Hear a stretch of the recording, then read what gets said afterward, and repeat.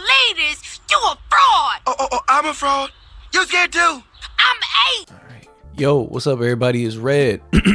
Hey, welcome back, everybody. It's Red. This is West Blue Reviews, and today we are talking about One Piece chapter 1166. But first, you already know we got to get into the cover page.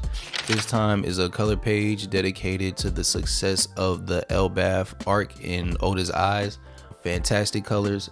We see Luffy with glasses, Sanji rocking what I believe is a Kuji sweater, Zoro rocking Babe, Nami on her flannel, Yamato on her university jersey thing, Usopp in the back with a casual jean jacket with some jeans. Man, they all fly as hell if you ask me. I really like this. I hope Oda keeps this up, and I really hope we get to see these outfits in action one day. I know the live action loves taking the cover story outfits and applying it to the show, but I hope we see something in the anime with these outfits. It looks like Luffy's wearing like a custom Law hoodie that nobody else has, and I need that like really bad. Oda, stop playing. Yeah, and then moving on, we pick up where we left off 2 weeks ago. Garp and Roger made a play on behalf of Rocks because he's dummy reversed and asking them to take him off the board, and we're seeing the aftermath of that battle. Rocks is laid out, Garp's laid out, Roger laid out.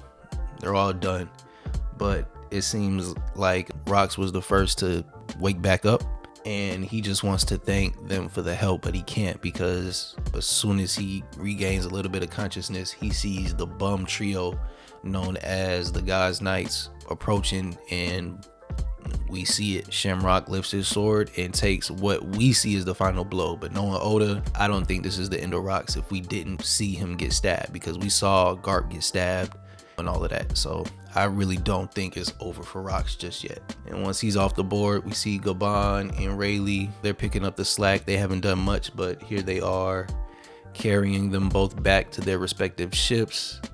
Garp and Roger asking what happened to Rocks, and they confirm he died. So as far as we know in the story, there's no more Rocks, but in my heart, I know he's still there somewhere. He's gotta be. Unless we saw it, I don't believe it. And then with that, the island sinks into the sea, and this crazy bolt of lightning strikes and pierces the sky. Who knows who that was meant to be for, because we see a lot of people in the panel. So yeah, who really knows what that was meant to symbolize, but I can't wait to see it animated. I know it's gonna be crazy. And some time goes by, Roger's back up, and we get the scene of him and his crew finding baby Shanks that we've seen time and time again. And I think that's pretty cool. Oda tying up all his loose ends before we get back to the main story, because there probably won't be any more flashbacks for a while. And then back Marine HQ, Garp's back up, and the world government has paid Morgans to hype up what happened, basically calling Garp this hero, and he's not feeling it. He's tearing the paper up. He didn't want the recognition. Sengoku's like, just go with it, blah blah blah blah blah, because he's a proud cog in the wheel. Like, no shame in his game. He's a cog for the love of it, and it's hard to tell whose side he's really on. Garp even admits, like, yeah, I won't go bigger because there's people down here who still need a guard dog. And I think that's cool, because our first instance of Garp is him wearing his dog mask, and that's why. That is fire, bro. But Sengoku, ain't no telling where he lies, bro. And I think he may be an op. I'ma just go and put my money in the Sengoku is op stocks now. But we'll see what happens. And then we catch up with Loki. He's getting the news, and he's devastated because he was ready to bounce. Ain't no telling what difference he could have made, but it probably wouldn't have been much. But he's probably feeling like he could have made a world of difference had he just been there. So I feel him. I feel his pain. He thought Rocks was gonna be the next Nika, the same way King thought of Kaido. He thought he was gonna be the next Joy Boy, but we already know who it really is. But it's still fire to see like he had that perspective for Rocks. That's cool. And then we catch up with Harold, and boy, is he going through it. He's feeling all messed up inside from not helping his homie. He's taking it out on this giant who probably stole something real small, and he's just taking out all his frustrations on him. Like, even when he's knocked out cold, he's still pummeling his ass, and that's crazy because he probably feels mad guilty. I don't know how to feel about Harold at this point. At first he was cool, But by the end of the chapter, I really don't know how to feel about him, because after he pummels this giant for doing who knows what, we catch back up with a dragon in his predicament. He was talking crazy at the end of the incident back on his boat. We gonna let these survivors survive, and if y'all got a problem, see me about it. I'm pretty sure the people above him had a problem with that, and it looks like they locked him up.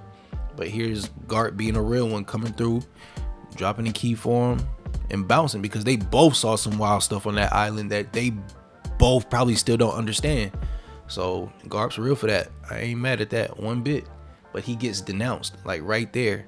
And sounds like, yo, I despise you. I'm leaving the Navy and I'm out.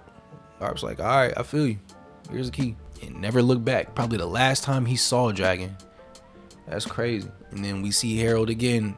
He's talking to Hodge and low-key. He wants them to be better and just be better kings, and really bring Elbaf together in the name of peace and being strong. And then with that, on that note, he pulls up to the world government again, pleading for Elbaf to be accepted as a country of nobility in their eyes. Rips the horns out of his head, bro, and tells them like, yo, I do whatever it takes to be recognized, even if it means becoming a slave. And at that point, I was just like this, because bro, what are you talking about? There's a lot I want to get into this chapter. I won't, for the sake of, I'm still a developing channel. But bro, what? I don't want to be too upset on the internet, but bro, what? Man. But yeah, that's it. That's all I'm gonna really get into. I don't want to get into deep. I really don't want to get into too angry about it, but yeah, that's how I'm feeling, man. I don't know what's up with Harold.